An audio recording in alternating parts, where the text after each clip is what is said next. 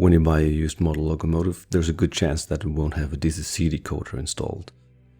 In this video I'm going to explain how to hardwire a DCC decoder into a DCC Friendly locomotive, and I'm going to use the Life Like GP20 and an ESU Lokpilot Micro V4 as an example.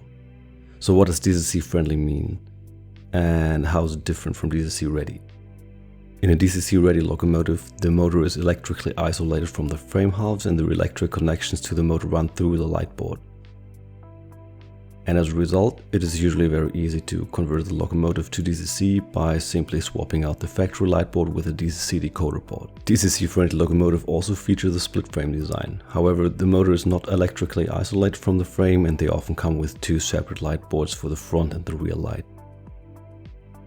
In order to solder the decoder into the model, it needs to be disassembled, and I'm going to assume that you are fairly familiar with the mechanical aspects, and I will just fast forward through the disassembly.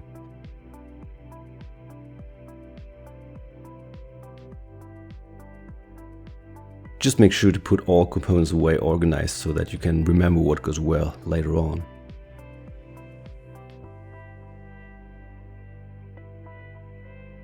I like to lay out everything on my desk similar to how it is placed in the assembled locomotive.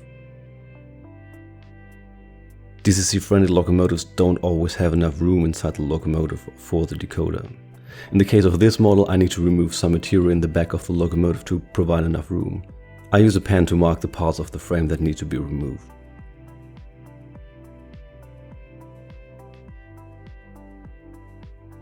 There are little tabs on the frame that keep parts of the mechanism in place. Make sure to not cut too close to those tabs. I use a metal saw to carefully cut the frame.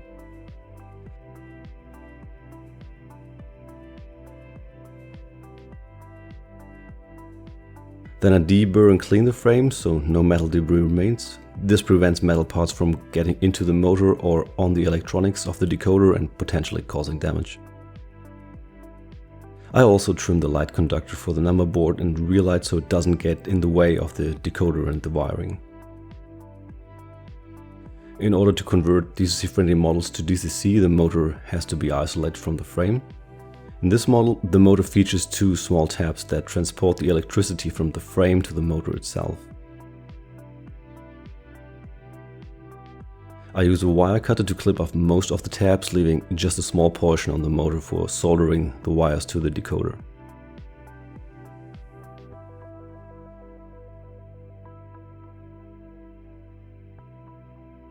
The Lokpilot microdecoder comes with an 8-pin interface that's common in European models. Since we don't need it, I simply cut it off.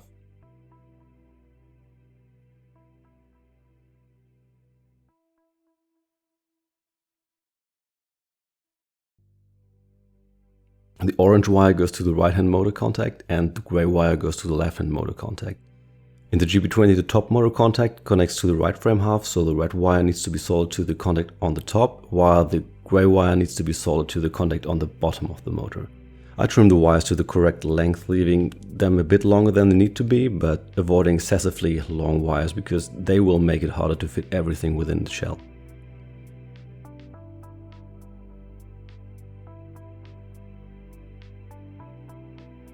I carefully remove some of the isolation with a sharp knife, and I also pre-tin everything before soldering. That makes creating the soldered joint a lot easier.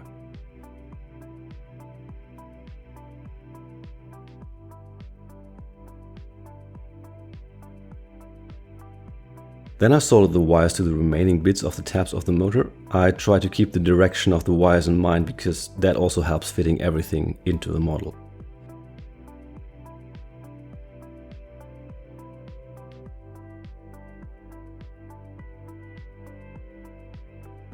After soldering the decoder to the motor, I put Kapton tape on parts of the frame where the motor connections used to be to make sure that there is no direct connection from the frame to the motor.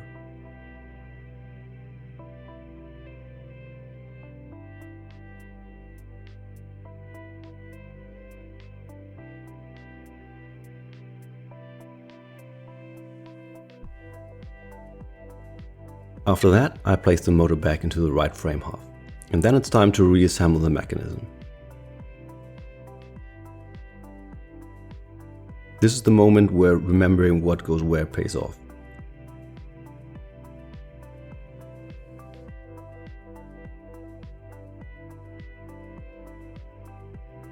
I like to run the wires to the motor through the gap between the frame halves.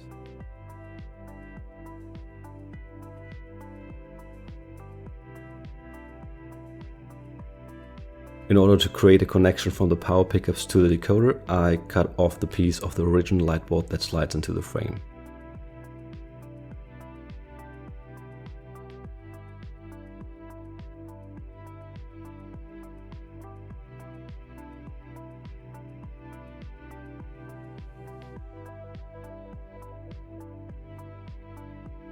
The red wire of the decoder connects to the right frame half and the black wire connects to the left frame half.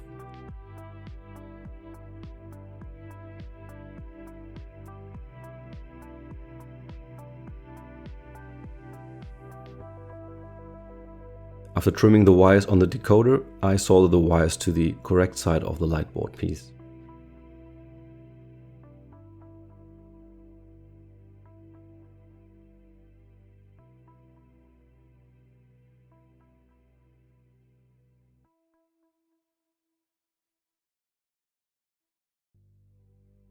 Then I slide it back into place.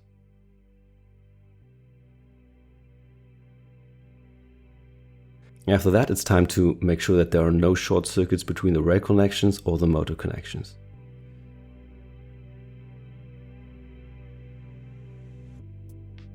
Any shorts can destroy the decoder when you apply power to it. I put some Kapton tape on the frame to avoid short circuits.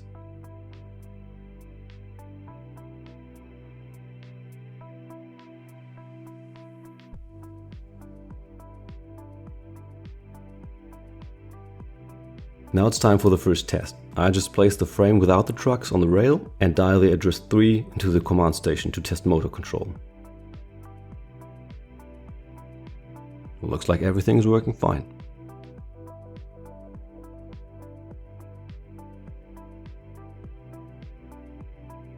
The next step is to connecting the headlights to the decoder. I use pre-wired SMD LEDs for the headlights. It is necessary to put a resistor between the function output and the LED to avoid destroying the LED when the lights turn on. A 1 kΩ resistor works fine. I use SMD resistors because they save a lot of space. They are more difficult to work with though. Again, pre-tinning everything helps creating the solder joint later. The front headlight connects to the white wire and the rear headlight connects to the yellow wire. The blue wire is the connection for all function outputs.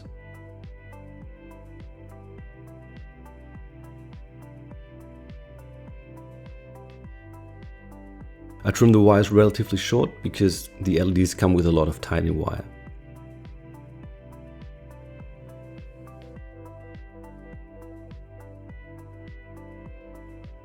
Then I solder the resistors to the function outputs.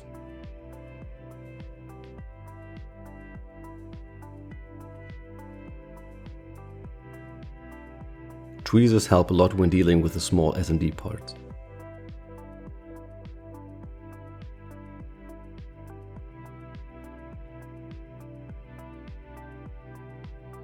Before creating the remaining solder joints, I slide shrink tubing over the wires.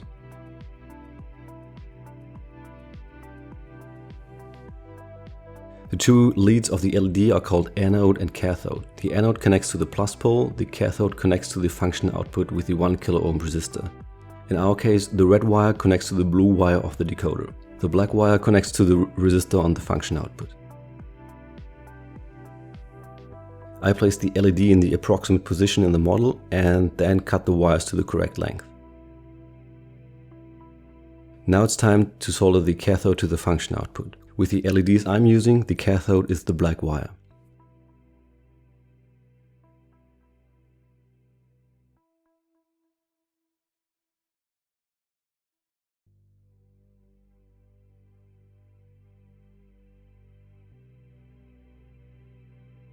Clamping the resistors in place with the locking tweezers helps keeping everything in place to solder.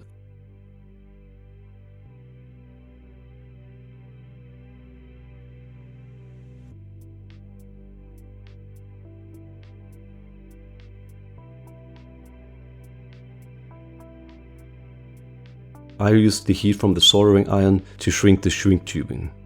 Mind your fingers when you try this at home.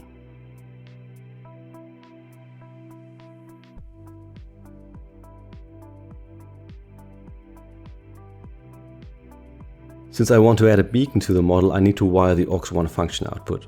The AUX1 function output and ground connector are covered in the shrink wrap tubing around the decoder, and I need to remove some of that in order to be able to solder to the pads. The AUX1 function output is the leftmost solder pad on the backside of this decoder. The third solder pad from the left provides access to the ground of the Lokpilot micro. I soldered a bit of green wire to the AUX1 function pad and use a bit of black wire for the ground connection. On this decoder, the AUX1 and AUX2 function outputs are pure logic level outputs. That means I cannot wire a load directly to the function output and have to use an additional transistor to provide power for the LED. These recommends a BC547 type transistor, so that's what I will use. The housing of the transistor has a rounded side and a flat side. When you look at the flat side, the leads are numbered 1 to 3 from left to right.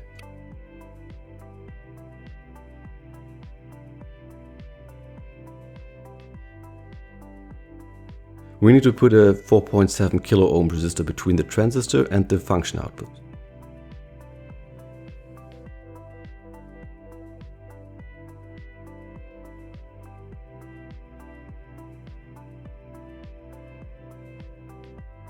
Lead 2 in the middle connects to the AUX1 function output.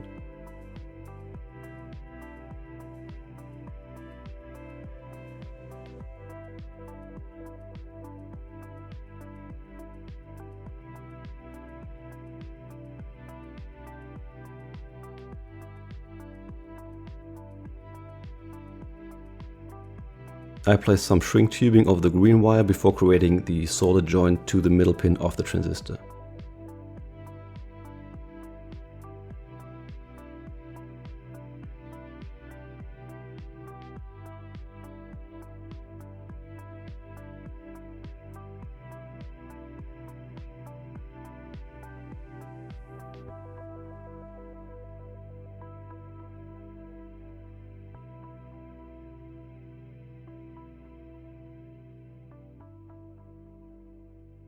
Lead number 1 on the transistor connects to the LED for the beacon. I solder the 1 kilo ohm resistor directly to the lead.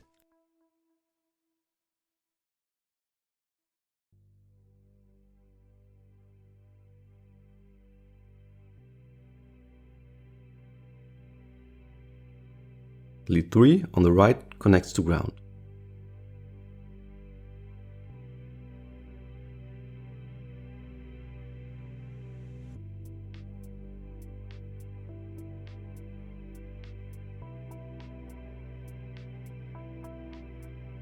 The shrink tubing protects against short circuits again.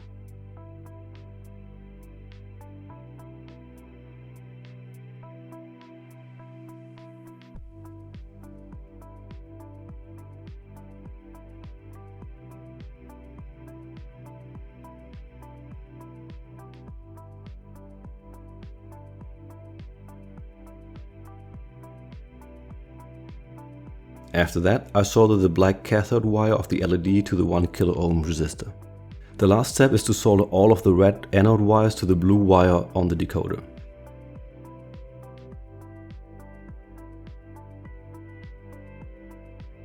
The wires get hot quickly, so I need to work fast.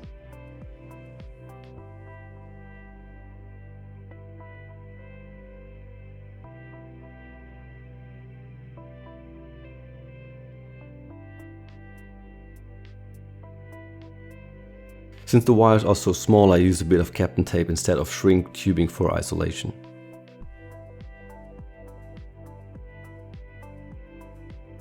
After everything is wired up, it's time for another test. First, I test the motor connection again, and then I turn on the function outputs.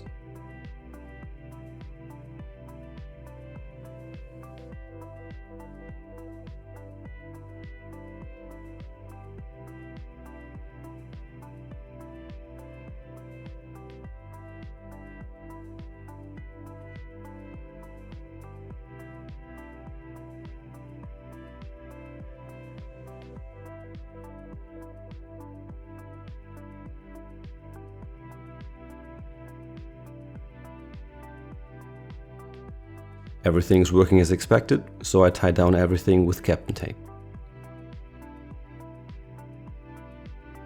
First the decoder itself,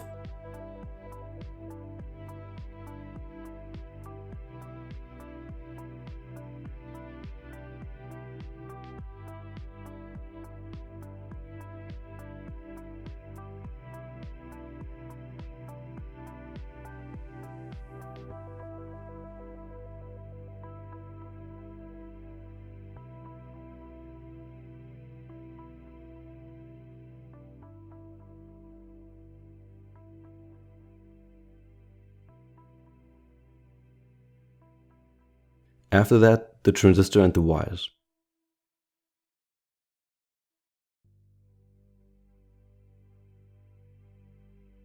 And finally, the wires to the LEDs.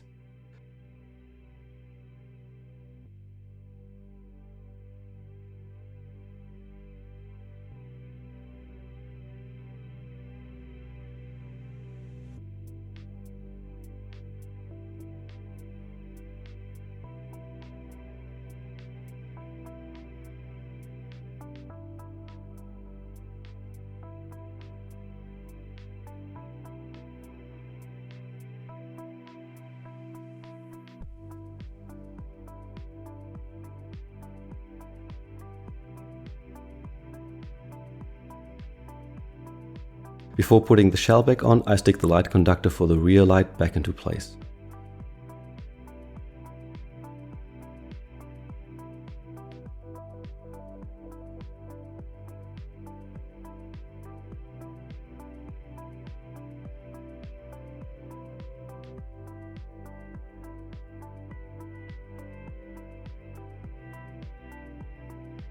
I will glue the LEDs with super glue to the light conductors after I have weathered the shell, so I just leave the LEDs for the front light and the beacon inside the cap. After that, the shell should fit on the mechanism properly.